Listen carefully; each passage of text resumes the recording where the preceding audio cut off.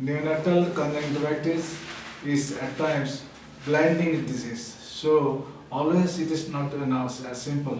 Giving one steroid oral your eye drop is not always the simple solution.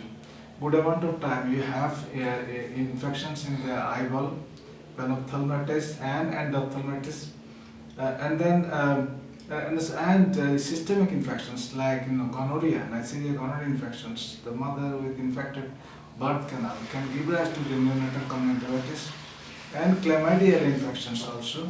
So these cases need different way of treatment. There's ceftriaxone 125 mg per kg to the baby and 250 mg to the mother simultaneously.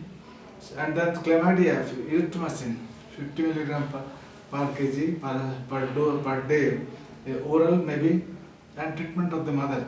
So and then the lead discharge, they have to be taken care of by the saline irrigation and your other supportive cares.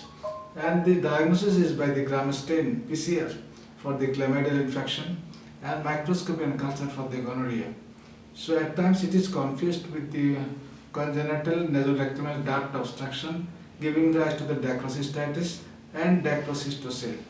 So this is basically a duct obstruction. They take time to your duct canalization, and it takes few months time to heal. So thereby at times it doesn't. So they refer these cases to an ophthalmologist.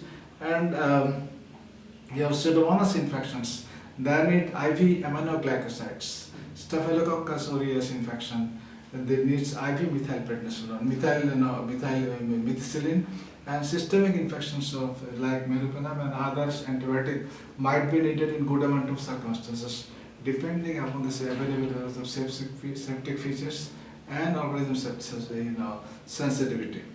Prevention of these infections by 5% erythromycin, and then your